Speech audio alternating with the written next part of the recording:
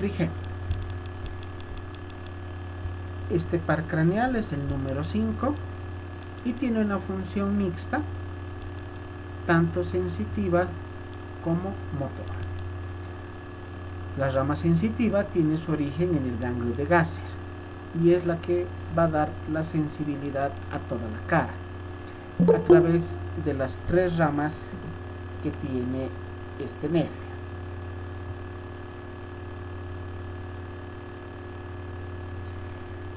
La rama motora tiene su origen a nivel del núcleo de la protuberancia y del mesencéfalo, y cuya función principal es la de dar movimiento a los músculos de la masticación. La vía sensitiva se va a dividir en 3 ramas: la rama oftálmica, la rama maxilar superior y la rama mandibular o maxilar inferior. También la rama maxilar inferior se la denomina infraorbitaria. Acá tenemos a las zonas de inervación de cada una de las ramas. La rama oftálmica a todo lo que es la parte de la frente, la cabeza en la parte superior y la parte anterior de la nariz. La rama maxilar superior o infraorbitaria, toda la zona de la cara que se encuentra por debajo de la órbita, la zona frontal lateral y parte de la región temporal. Y la rama maxilar inferior o mandibular, del labio inferior hacia la zona del mentón, pasando por la zona geniana, preauricular y la zona temporal posterior. Cuando evaluamos el trigémino, una de las principales características, una de las principales patologías, de las características patológicas que tiene este nervio, es la de darnos sensibilidad aumentada, o sea, dolor, con lo que conocemos como neuralgia del trigémino. Esta patología es relativamente frecuente en nuestro medio, tomando en cuenta que la inflamación del ganglio de Gasser puede producir estas neuralgias que se caracterizan por presentar dolor de una intensidad de moderada a severa, continuo, permanente, en la clasificación de dolor que conocemos como dolor sordo. Es un dolor continuo, permanente en el tiempo, molestoso sobre todo, y que produce hipersensibilidad de los dientes, tanto en la arcada superior como inferior, en toda la zona de la cara y parte de la cabeza. Y realmente yo he conocido colegas que han estado con esta neuralgia del trigémino, que cuando les daba las crisis de dolor se querían volver locos con el dolor. Esta neuralgia del trigémino también puede caracterizarse por presentar episodios paroxísticos, o sea, no solamente se presenta de una manera continua y permanente, puede presentarse a manera de paroxismos, o sea, periodos en los cuales el paciente presenta las famosas crisis de dolor y periodos en los cuales el dolor remite durante semanas o meses y posteriormente volver a presentar el episodio como crisis. Usualmente la neuralgia del trigémino se presenta de manera unilateral, compromete uno solo de los lados. Muy rara vez realmente se presenta de manera bilateral. Y de las ramas comprometidas, de las 3 ramas que tiene el trigémino, usualmente se presenta en 1 a 2 ramas.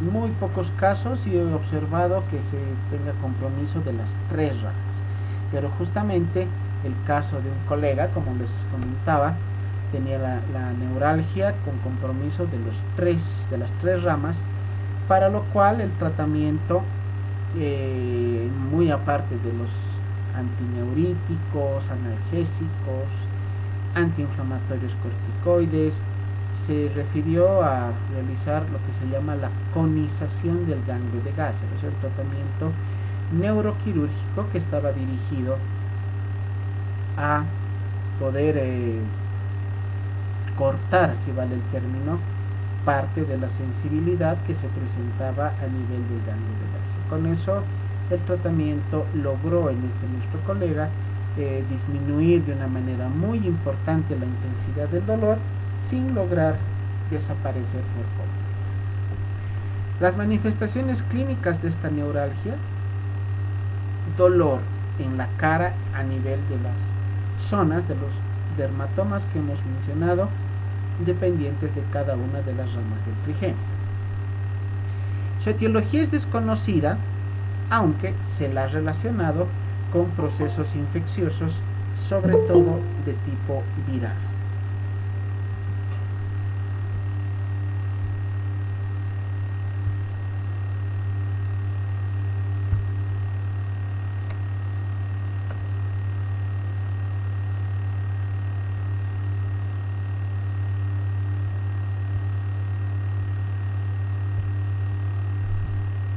Bien, entonces decíamos que el origen de la neuralgia del trigémino se la relaciona sobre todo con infecciones de tipo viral. Una de las patologías virales que comúnmente produce neuralgias en varias zonas del organismo es el herpes zóster. El herpes zóster se caracteriza por ser una patología viral producida por justamente el herpes virus, sobre todo produciendo compromiso de personas que les ha dado varicela en la niñez o en la juventud. Así, el herpes zóster puede presentarse 20 o 30 años después de un episodio de varicela. Esta patología se caracteriza por la presencia de lesiones cutáneas típicas, las vesículas, las pápulas, y cuando pasa la fase dérmica, la fase eruptiva, queda como secuela la neuropatía postherpética, compromiso del nervio sensitivo inflamado por el virus. La causa de la neuralgia del trigémino, una de las causas, se tiene como relación a lo que es el herpes zóster. Otras situaciones que también pueden considerarse como causas etiológicas: traumatismos, sobre todo con fractura de los huesos del cráneo, en este caso del hueso temporal, que es por donde discurre el trigémino.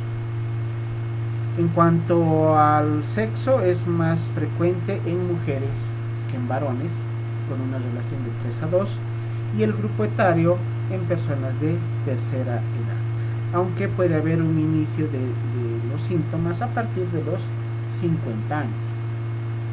Es raro ver un paciente más joven con neuralgia del trigémino, y realmente los pacientes que he tenido la oportunidad de atender tenían edades de 60 años para arriba. Uno de ellos nomás estaba alrededor de los 56, 57 años. En personas jóvenes, menos de 50 años, prácticamente no encontraríamos la neuralgia del trigémino. Como les decía, los episodios de dolor se pueden presentar por paroxismos. Usualmente se comprometen las ramas maxilares, tanto la maxilar superior como inferior. La rama oftálmica es la que menos ocasiones se va a ver comprometida por la neuralgia. El dolor tiene una variación, tiene una presentación muy variable, que puede durar desde un par de segundos hasta varios minutos.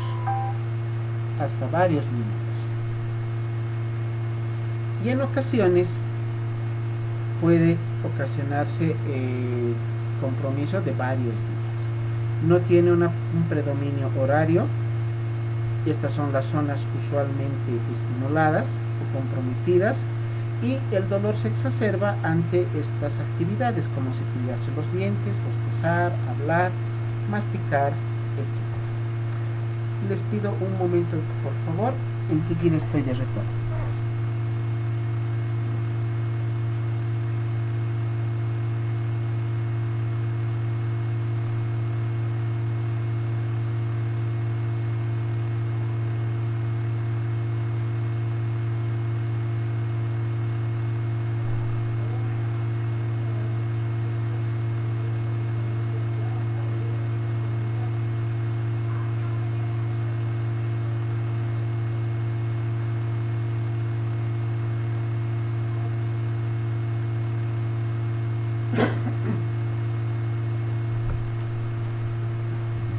Muy bien, ahora veamos otro par craneal que es el séptimo, el facial.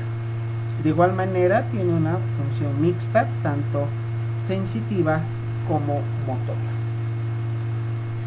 Su origen a nivel del ganglio geniculado y los núcleos a nivel de la protuberancia. ¿Cuáles son sus funciones? La rama motora se encarga de la expresión facial. Todo lo que significa la mímica facial está determinada por el nervio facial. Todas las expresiones de la cara, todos los movimientos de la musculatura de la cara están controlados por la rama motora del nervio facial. Y la rama sensitiva se relaciona directamente con la percepción de sabor, de los sabores, en los 2/3 anteriores de la lengua. A la lengua hay que partirla en 3 partes. Las 2 partes anteriores estarán inervadas por la rama sensitiva del facial y el tercio posterior por la rama sensitiva del glosofaringio. Es gracias a estos 2 nervios, al facial y al glosofaringio, con sus ramas sensitivas, que se va a lograr percibir sabores. Entonces, cuando percibimos un sabor con algún alimento que nos estamos sirviendo, debemos recordar siempre que el encargado de demostrarnos qué tipo de alimento estamos comiendo, qué sabor estamos sintiendo, es la rama sensitiva del facial. Para poder explorar la rama motora, al paciente se le debe pedir que haga gestos con la cara, como subir las cejas, fruncir el ceño, abrir y cerrar los ojos, realizar la maniobra de soplar o silbar, mostrar los dientes, cualquier tipo de movimiento a nivel de la cara. Todas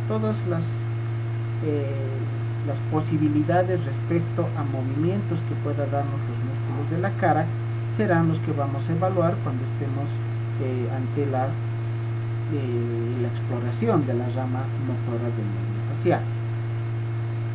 Cuando encontramos parálisis facial, se va a referir a que alguno de los músculos faciales o el conjunto de una hemicara, de la mitad de la cara, están paralizados por compromiso de la rama correspondiente. La parálisis facial puede ser de 2 tipos, central y periférica. La parálisis facial periférica presenta lesión a nivel de los núcleos del facial y las lesiones siempre son homolaterales, o sea que si se lesiona el núcleo facial del lado derecho a nivel cerebral, la parálisis también será a nivel del lado derecho de la cara. Los lugares afectados o que pueden comprometer a la rama motora del facial son a nivel del agujero estilomastoideo o la lesión del ganglio genicular. Acá tenemos a las posibles causas etiológicas para el compromiso de estas ramas. Nuevamente aquí vemos el compromiso del herpes zóster, del herpes virus. Entonces, patologías sensitivas, neuralgias en general, muy aparte de lo que puede ser el origen a frigori, o sea, por exposición al frío o alguna situación traumática, la causa etiológica tal vez más común que vamos a encontrar, descartando las 2 anteriores, es la infección viral. Por lo tanto, neuralgias de extremidades, neuralgias a nivel del tórax, neuralgias intercostales que se presentan en el tórax, las neuralgias lumbares, faciales, como estamos viendo ahora, se presentarán o debemos descartar en la etiología que no sea secundario a una neuropatía postherpética, secundaria infección por el herpes virus. En la parálisis facial, la variedad periférica es la más frecuente. un rango de edad, como ven, muy amplio, desde personas jóvenes hasta personas de mayor edad. La etiología también es desconocida, pero se plantea como posibilidades lo que les mencionaba, las infecciones virales. Esta parálisis facial se produce sobre todo por un daño patológico a nivel del nervio facial, que está caracterizado por edema, presencia de edema del nervio facial. La inflamación del nervio va a ocasionar que se presente esta alteración.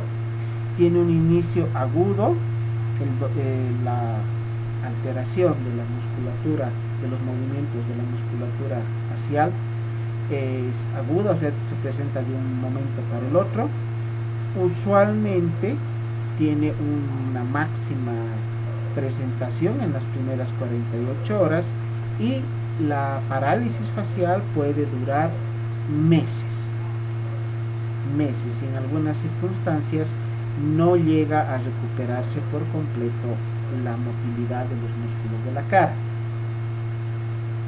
lo cual nos predispondrá a que tengamos un paciente que tenga cierto grado de parálisis facial, a veces irreversible.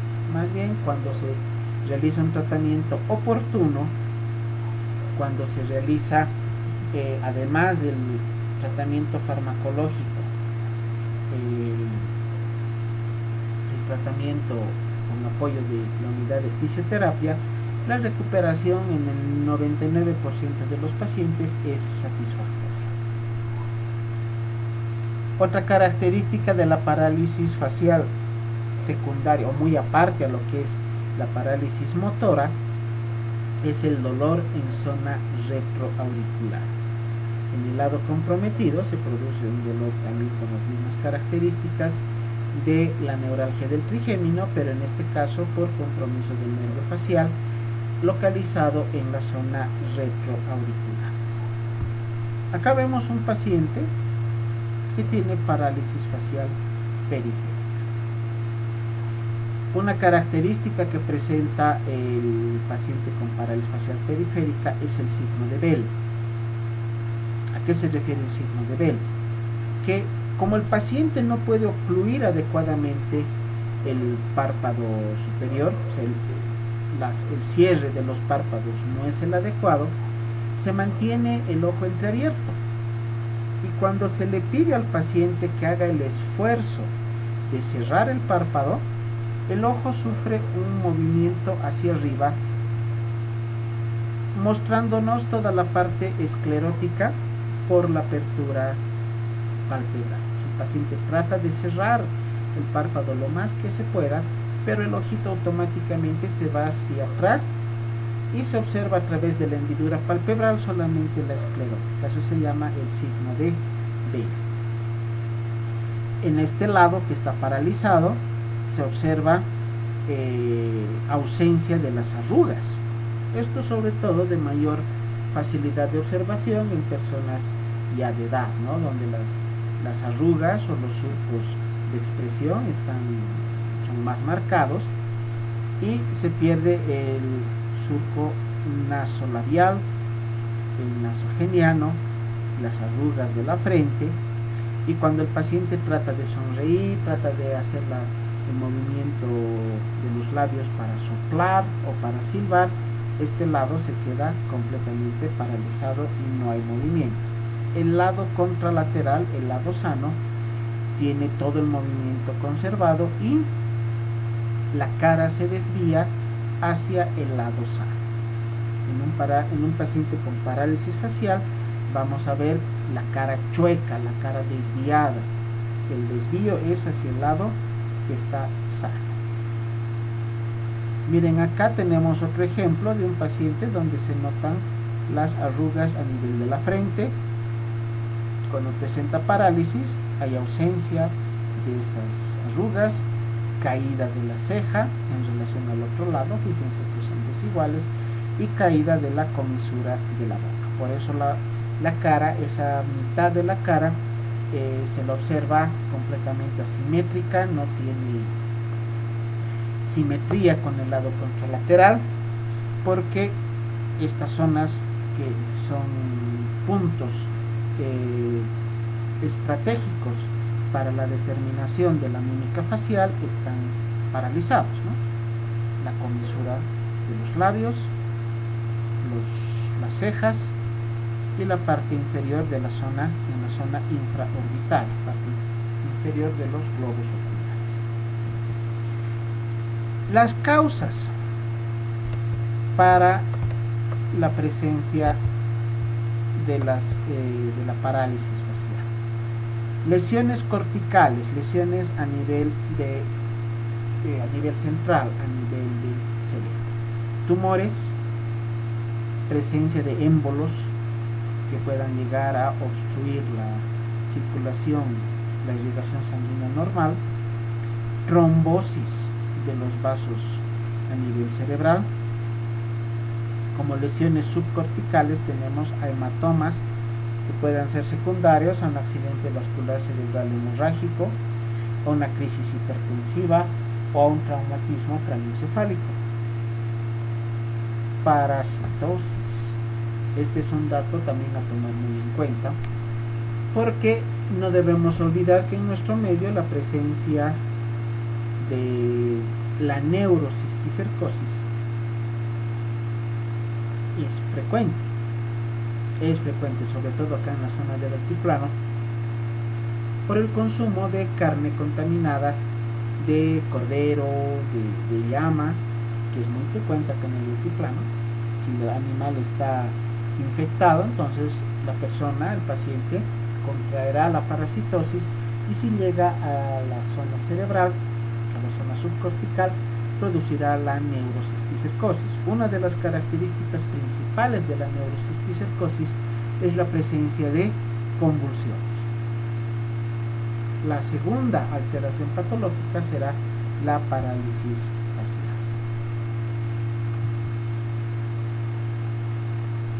La diplejía facial, una alteración más rara, mucho menos frecuente, que se caracteriza por una parálisis facial bilateral. Es mucho más frecuente, 90% de los casos, y me atrevería a decir hasta el 95% de los casos, en que las parálisis faciales se presentan de manera unilateral. Muy raros serán los casos que encontremos parálisis facial de ambos lados. Causas: el síndrome de Guillain-Barré. Esta es una patología inmunológica que se caracteriza por una parálisis de los músculos motores en general de todo el organismo, pero ascendente. Empieza por los pies y va subiendo progresivamente, produciendo parálisis de todos los grupos musculares mientras va subiendo en el organismo. Una de las causas entonces para la parálisis facial bilateral es el síndrome de Guillain-Barré. Otras son dos síndromes menos conocidos. Uno es el síndrome de Herford y el otro el síndrome de Mobius. Acá tenemos las características de cada uno de estos. El síndrome de Herford se caracteriza por presentar diplejía facial que se asocia con uveoparotiditis, o sea, compromiso a nivel ocular de la uvea y compromiso de la parótida, relacionado también con lo que es otra patología, que es la sarcoidosis. La sarcoidosis es una granulomatosis cuyo estudio está referido a la especialidad de reumatología. O sea, es una patología rara, realmente rara. Síndrome de Herford, una patología rara.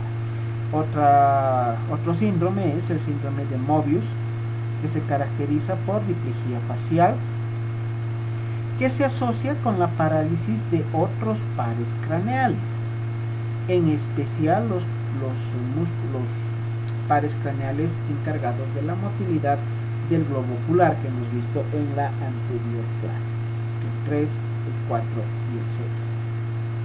Esta patología se asocia usualmente a causas hereditarias, por lo tanto está relacionado con un gen recesivo, y también puede puede presentarse con malformaciones musculoesqueléticas, sobre todo que tienen una mayor presentación a nivel de extremidades, tanto superiores como inferiores. El octavo par craneal, nervio auditivo o vestíbulo coclear, eminentemente sensitivo.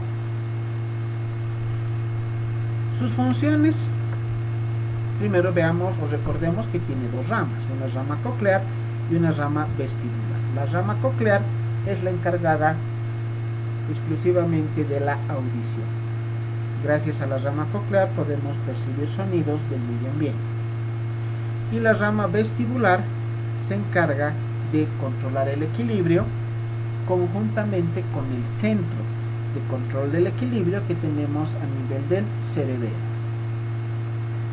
Movimientos finos, movimientos que permiten a la persona desplazarse en su medio ambiente, caminar, correr, subir gradas, trepar calles, qué sé yo, cualquier situación que permita que la persona se movilice y que mantenga el equilibrio sin caerse, conservando su centro de gravedad en la línea media del organismo, van a ser controladas por la rama vestibular. Pero, les repito, esta rama vestibular está en íntima relación con el cerebelo. Solamente la rama vestibular no lograría controlar adecuadamente el equilibrio si no se encontraría en íntima relación con el cerebro.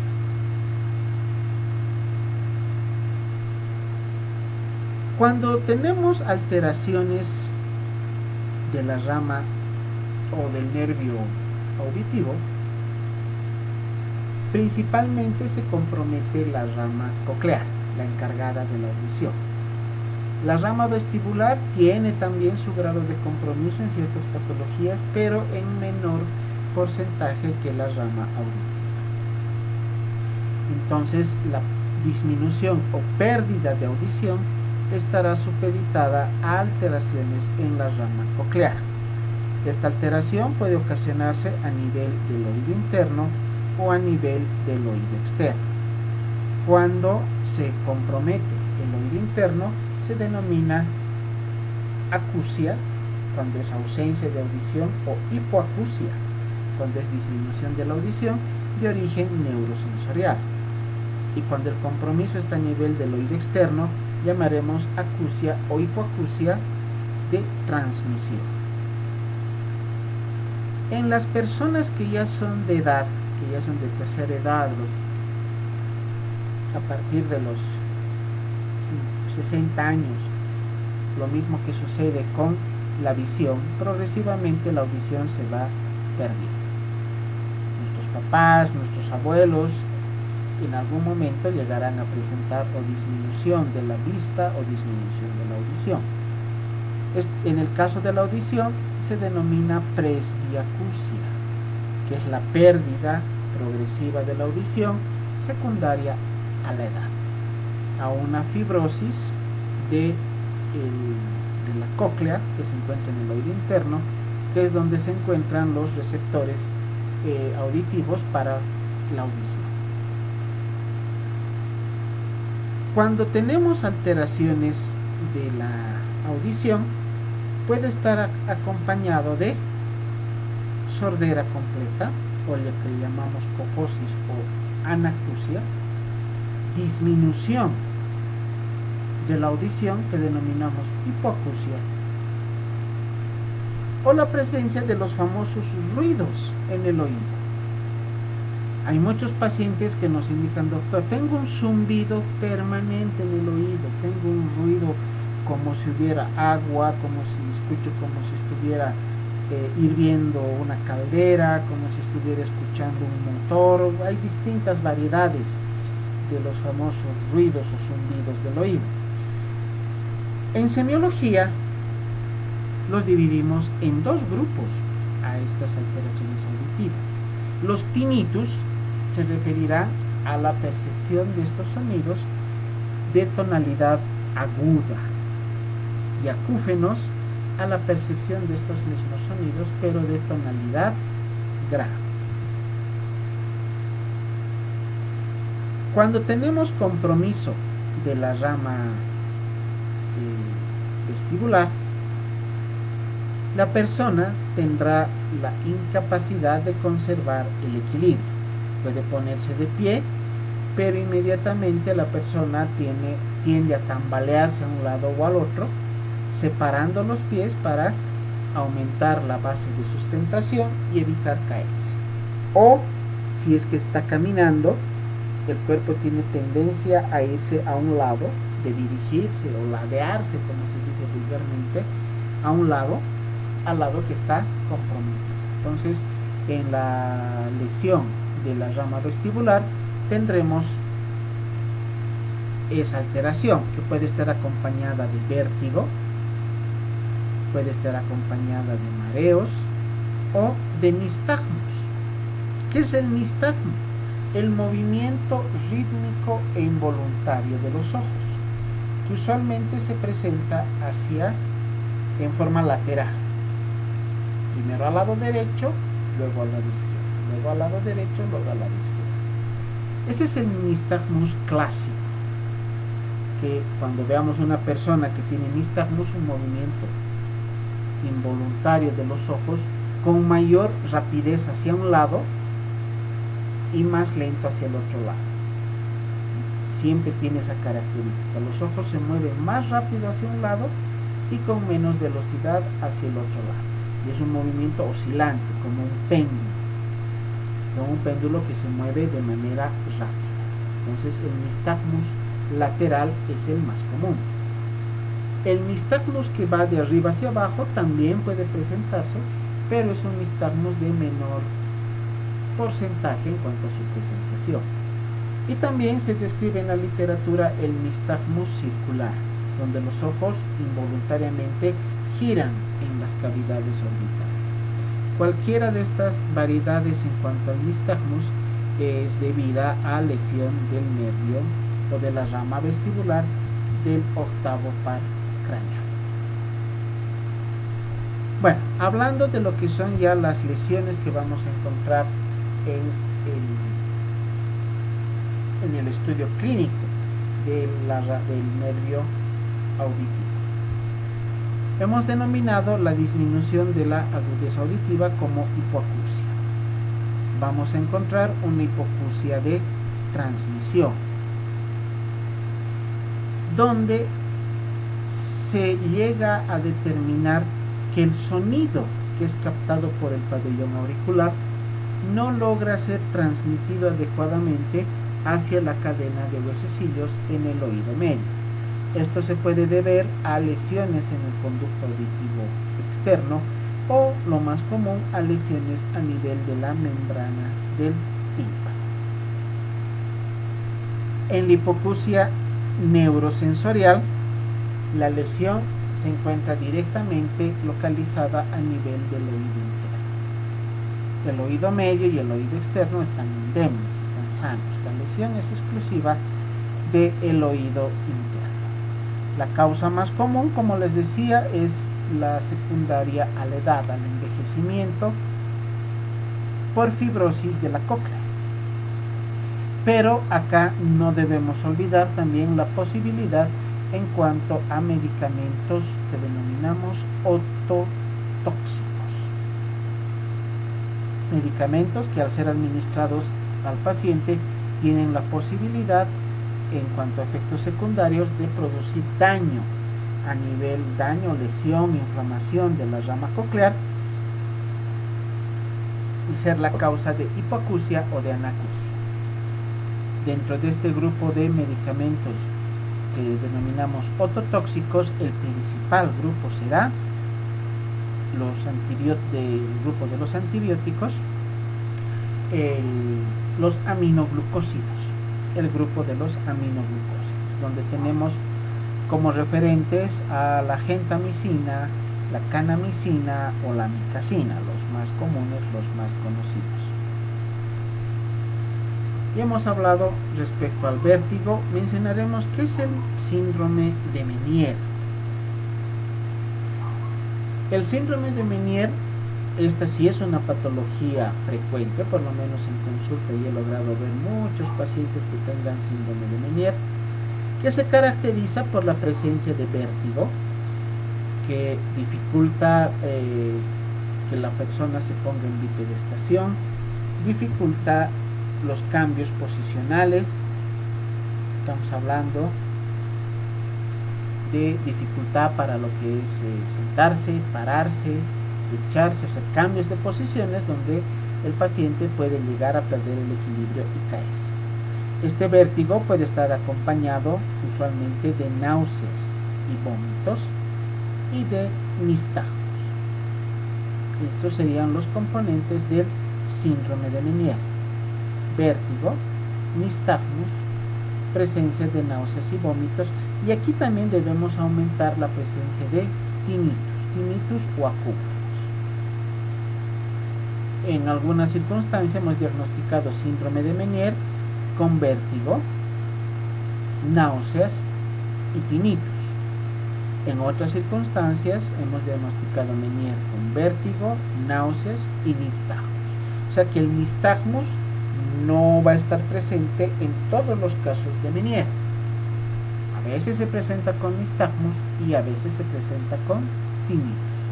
Entonces tenemos estas dos posibilidades en cuanto a las características clínicas del síndrome de Meniere. Esta sí es una patología frecuente en muchos pacientes, por lo menos en el Hospital de Caminos tenemos por lo menos a unos 4 o 5 pacientes que acuden en forma regular a sus controles por la presencia del síndrome de Meniere. Y a pesar del tratamiento que se les administra a los pacientes con Meniere, está referido a utilizar un corticoide como antiinflamatorio, a un vasodilatador central como el nimodipino para mejorar la circulación cerebral o del sistema nervioso central, en este caso del cerebelo, y también a nivel del oído interno. A pesar del tratamiento que se les administra, el síndrome de Meniere puede permanecer durante meses. Antes de que empiece la pandemia, en el mes de febrero, fue una de las últimas consultas de uno de nuestros pacientes que estaba ya con esta patología aproximadamente unos 6 a 7 meses. Obviamente los síntomas, gracias al tratamiento, fueron disminuyendo progresivamente, pero luego de 6 meses no lograba controlarse al 100%.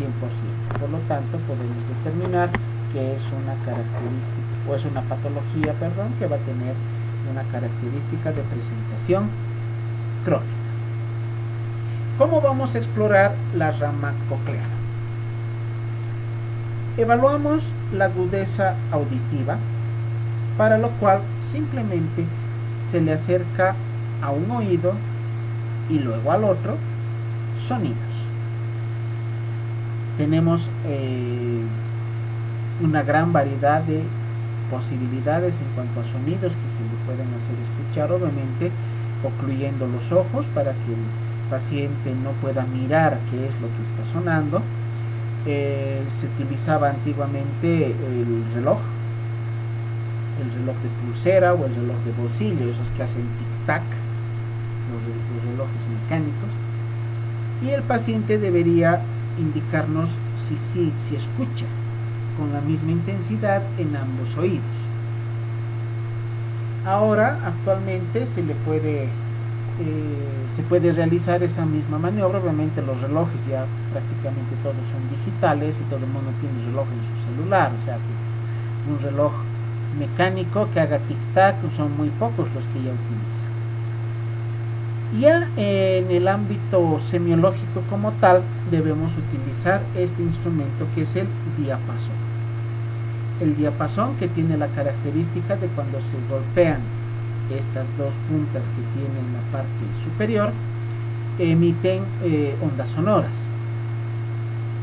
Entonces se hace vibrar el diapasón, se coloca primero en un lado, luego en el otro, y se percibe cuál de los dos se escucha de mejor manera o si la percepción auditiva es la misma en ambos.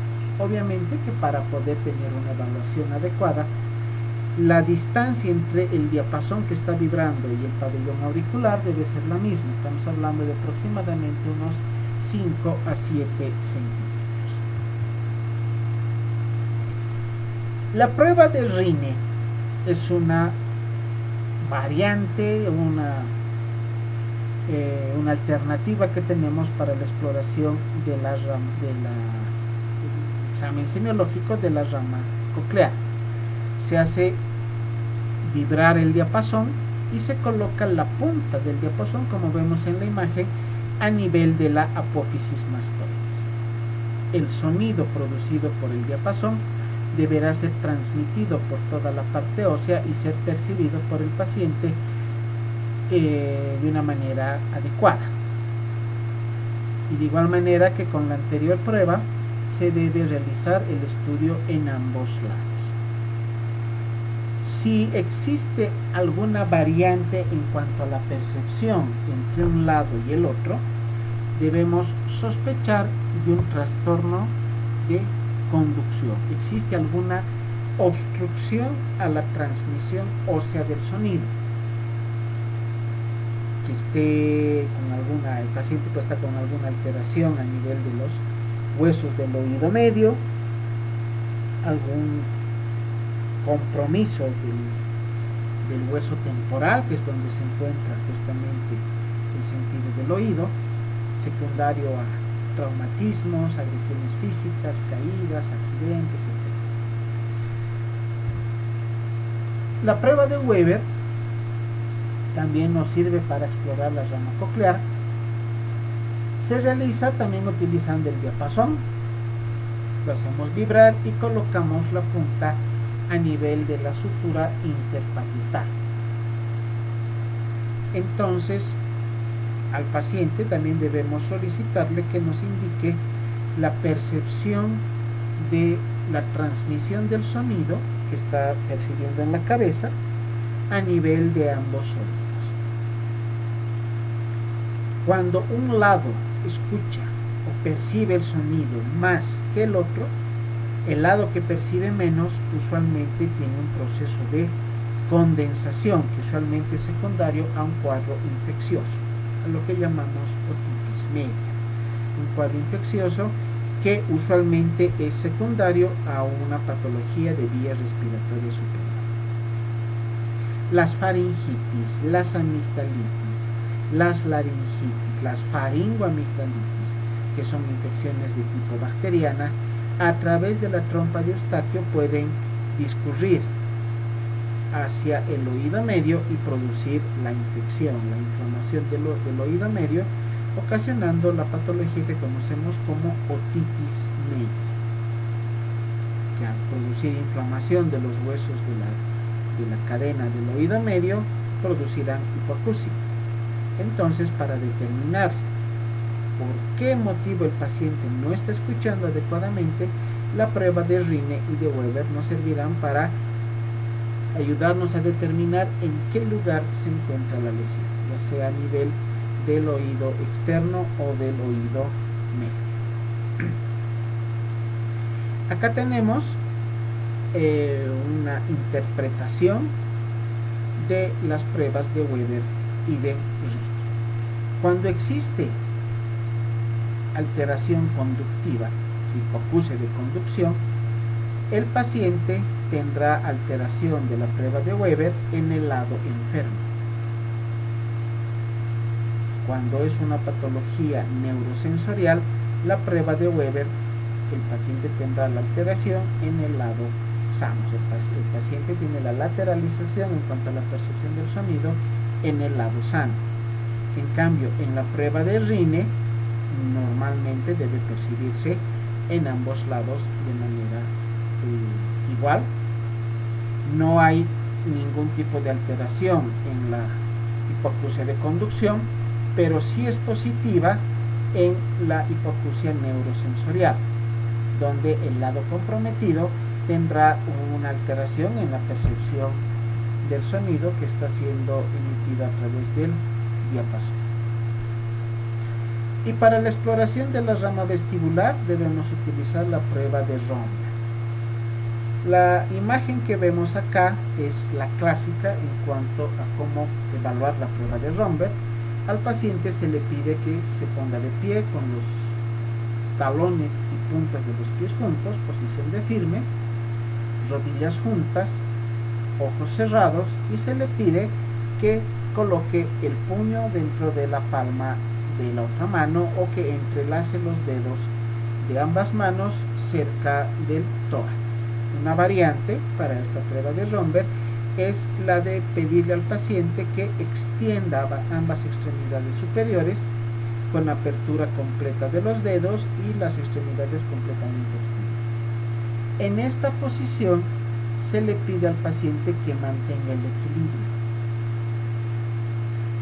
Cualquiera de nosotros que realice esta maniobra, les invito a que lo hagan una vez concluida esta clase, van a ver que es fácil poder controlar el equilibrio con los ojos cerrados y el cuerpo colocado en la posición que se les explica. Si al estar en esa posición el paciente tiende a lateralizar su cuerpo a un lado o hacia el otro lado, o separa los pies para aumentar la base de sustentación y evitar caerse, la prueba de Romberg es positiva. Y en esta prueba de Romberg nos indica ya lesión de la rama vestibular del octavo par craneal. Esta alteración que nos va a llevar a que el paciente no tenga la capacidad de poder controlar adecuadamente el equilibrio. Otra variante que tenemos para esta prueba es el Romberg sensibilizado, donde al paciente se le pide que coloque un pie delante del otro, manteniendo el cuerpo en la misma posición, y en esta posición el paciente puede también o debe mantener el equilibrio. Si no logra mantener el equilibrio, es una prueba de Romberg positiva. Y eso nos indica que el paciente está con una lesión de la rama vestibular. Existen otras maniobras que nos ayudan a poder evaluar la rama vestibular. Una de ellas es la maniobra de Hallpike, donde el paciente inicialmente se encuentra en posición de sentado y se le pide que adopte la posición en decúbito dorsal, pero con la cabeza por debajo del nivel de la cama o de la camilla de observación. Y en ese momento el médico lo que hace es girar o lateralizar la cabeza hacia un lado o hacia el otro, un lado izquierdo, luego al lado derecho, y se debe observar la presencia de nistagmos. Con este cambio de posición y al mover la cabeza hacia un lado y hacia el otro, el paciente deberá presentar nistagmos. Esta se considera la prueba de Hallpike positiva. También indicativa, cuando es positiva, de lesión de la rama vestibular. El noveno par, el glosofaringeo, tiene característica de ser un nervio mixto, tanto motor como sensitivo. Acá tenemos a los orígenes que tiene el nervio glosofaringeo. ¿Qué nos interesa? Saber qué función tiene el glosofaringeo, qué estructuras son las que van a estar inervadas por el glosofaringeo y cómo vamos a evaluar tanto la rama motora como la rama sensitiva. Bueno, vamos a saltarnos esta. Acá estamos. La rama sensitiva, ya les había adelantado, está encargada de la sensibilidad del tercio posterior de la lengua. Los dos tercios anteriores están inervados por la rama sensitiva del facial. El tercio posterior está inervado por la rama sensitiva del glosofaringeo. La combinación de los receptores sensoriales que se encuentran en la lengua, tanto en los 2 tercios anteriores como en el tercio posterior, serán los encargados de ayudarnos en la percepción de sabores. Fácil poder evaluar esta percepción de sabores a través de un hisopo humedecido. Se le colocan en la lengua, primero en los 2 tercios anteriores y luego en el tercio posterior, elementos dulces, amargos, salados y ácidos. Siempre debemos evaluar primero los 2 tercios anteriores y luego el tercio posterior. Así estamos evaluando tanto al facial en su rama sensitiva como al glosofaringeo también en su rama sensitiva.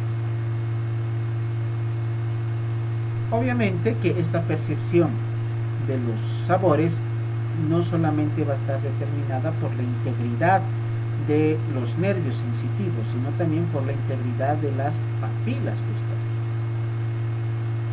Erróneamente, en más de una oportunidad, algún estudiante internos del hospital diagnosticaron lesión del glosofaringeo o lesión del facial en sus ramas sensitivas porque el paciente no podía percibir sabores adecuadamente.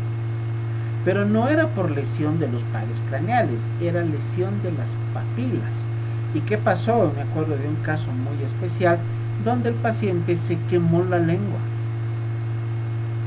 por el consumo de una taza de café, creo que era extremadamente caliente, ¿no? El consumo de alimentos muy calientes puede lesionar la mucosa del dorso de la lengua, y fue el caso del paciente donde tenía lesión a nivel de las papilas gustativas. Se tomó biopsia de la lengua y se llegó a determinar que las papilas estaban hipotróficas y en algunas zonas completamente ausentes.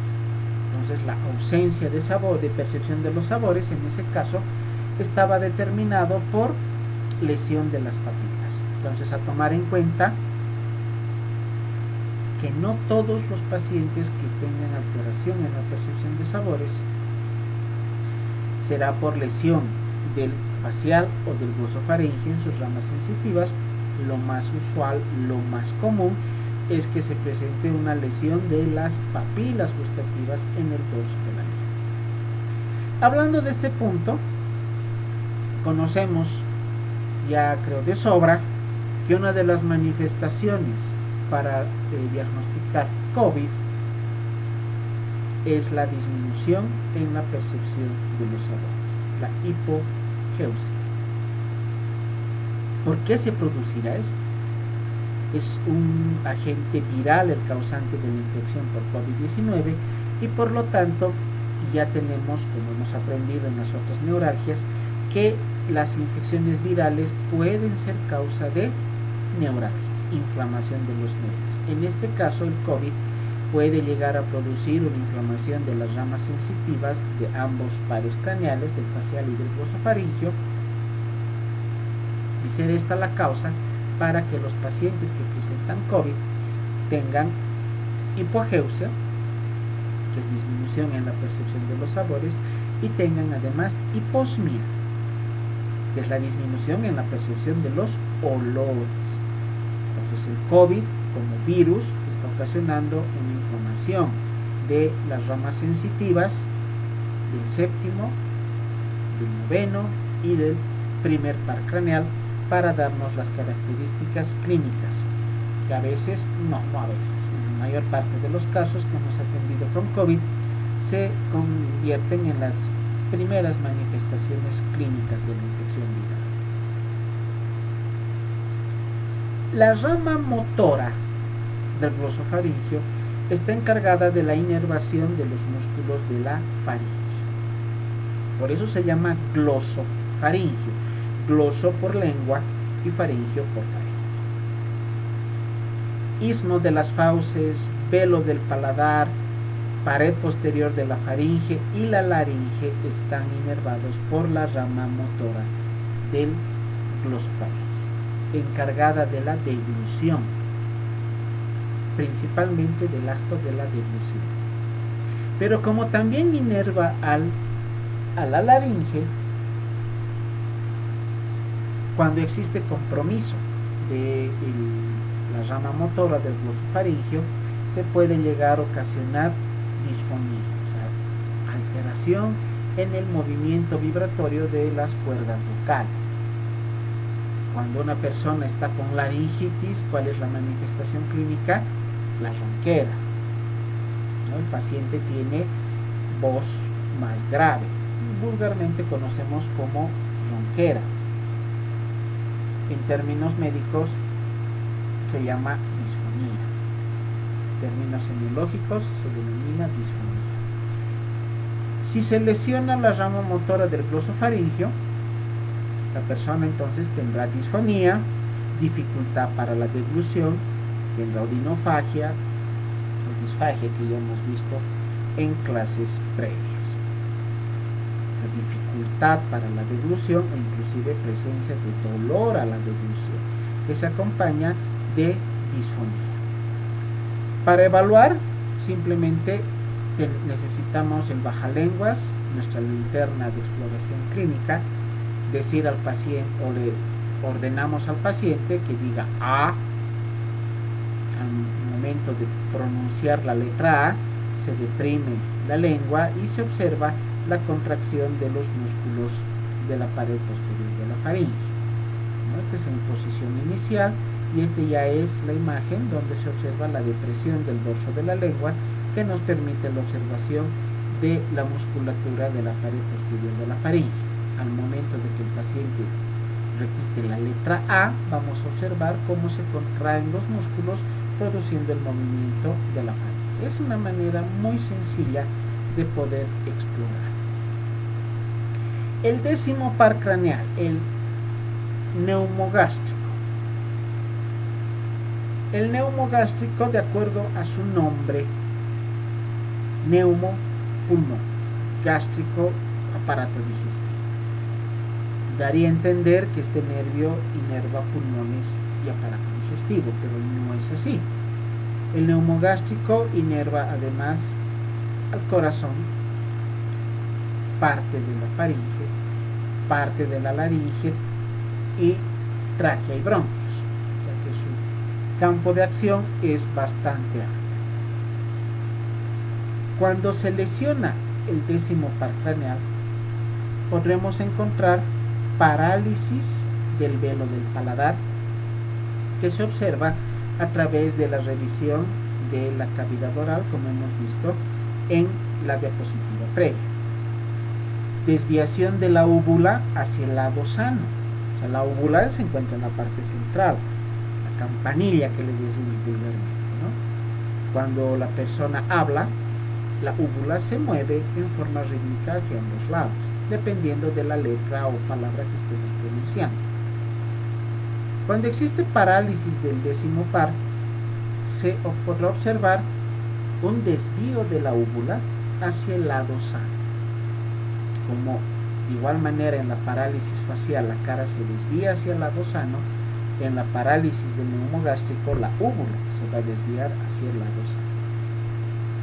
Tendremos la presencia de voz nasal. ¿A qué llamamos voz nasal? A esa voz que se presenta cuando tapamos la nariz. Ocluimos las fosas nasales y ese sonido que se percibe es lo que denominamos voz nasal. Esto se produce justamente por alteración de la rama que inerva aparte de la laringe y aparte de las cuerdas vocales. También vamos a encontrar ausencia del reflejo palatino y del reflejo nauseoso. El reflejo nauseoso es uno de los reflejos más fáciles de poder explorar.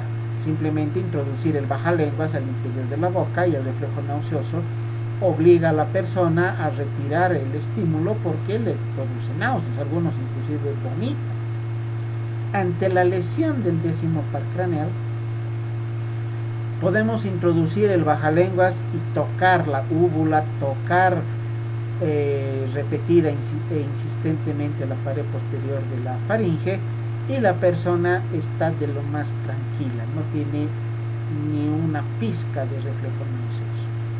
Eso se produce por lesión del décimo par craneal. causas para que se presente este tipo de lesiones, como en los otros pares craneales, patologías del sistema nervioso central, como aneurismas vasculares, tumores, cuadros infecciosos como la meningitis o lesiones a nivel de la base del cráneo. Las patologías más comunes a nivel de la base del cráneo son las fracturas por traumatismos craneoencefálicos muy severos o por accidentes de tránsito o caídas, cualquier situación que pueda ocasionar un golpe muy fuerte a nivel del cráneo. El 11º par craneal es el nervio espinal, también un nervio motor, eminentemente motor, cuya función es la de inervar a los músculos del cuello, al esternocleidomastoideo y al músculo trapecio, que son los encargados de producir los movimientos de la cabeza de lateralización hacia un lado o hacia el otro, movimientos de adelante hacia atrás o movimientos de circunducción de la cabeza en movimientos rotatorios. Para explorar el trapecio, inicialmente debemos realizar la maniobra que aquí está designada con la letra A. El médico se coloca en la parte posterior del paciente y coloca sus manos sobre ambos hombros y se le pide al paciente que eleve los hombros mientras el médico realiza cierto grado de presión. Debe vencer la presión que nosotros estamos ejerciendo y obviamente la fuerza del movimiento de los hombros debe ser igual en ambos lados. Si en alguno de los lados encontramos disminución de la fuerza muscular, estaremos ante una lesión del 11º par craneal, del nervio espinal, justamente del lado que ha perdido fuerza. Esto nos sirve para explorar al músculo trapecio. Y para el esternocleidomastoideo, rotación de la cabeza, rotación, lateralización, inclinación, flexión y extensión. Todos los movimientos que la cabeza puede producir son evaluados o nos ayudan más bien en la evaluación del esternocleidomastoideo.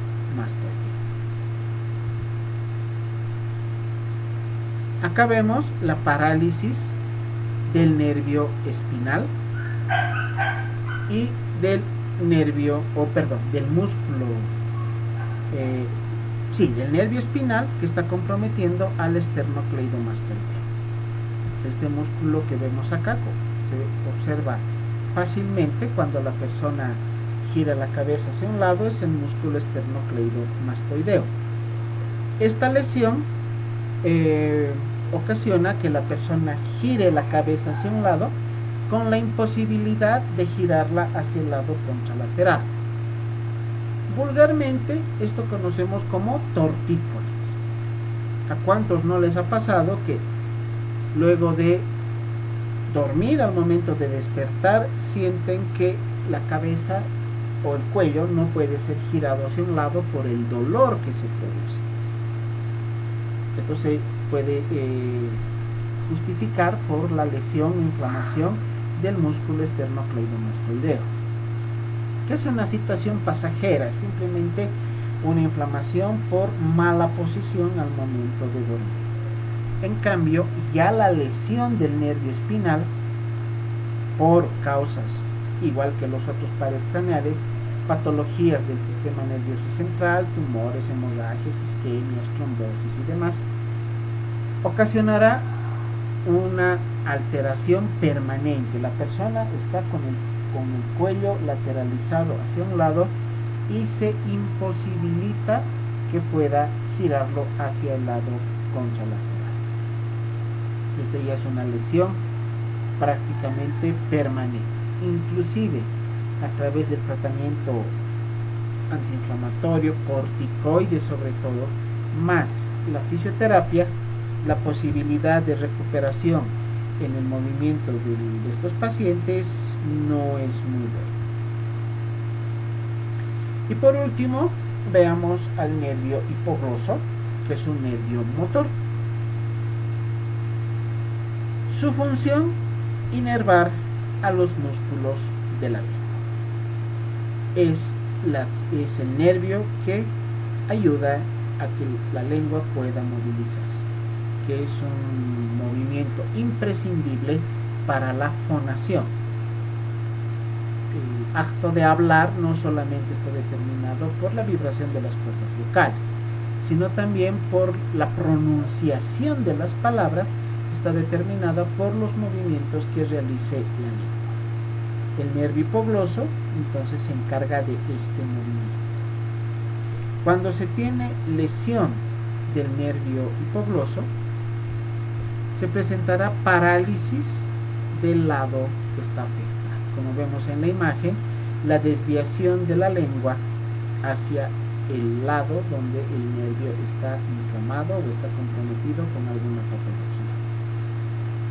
Esta persona tendrá dificultad para pronunciar las palabras, tendrá dificultad para poder hablar. Obviamente la sensibilidad del gusto está conservada. Esta persona percibe los sabores correcta y adecuadamente. Solamente estamos ante una alteración en el movimiento de la lengua. Al paciente se le pide que abra la boca, saque la lengua y mueva la lengua hacia arriba, hacia abajo, haga movimientos de lateralización izquierda-derecha y luego movimientos circulares, la manera para explorar el nervio hipogloso. Si tenemos parálisis, lesión, inflamación de uno de los hipoglosos, la lengua se desviará hacia ese lado que está comprometido.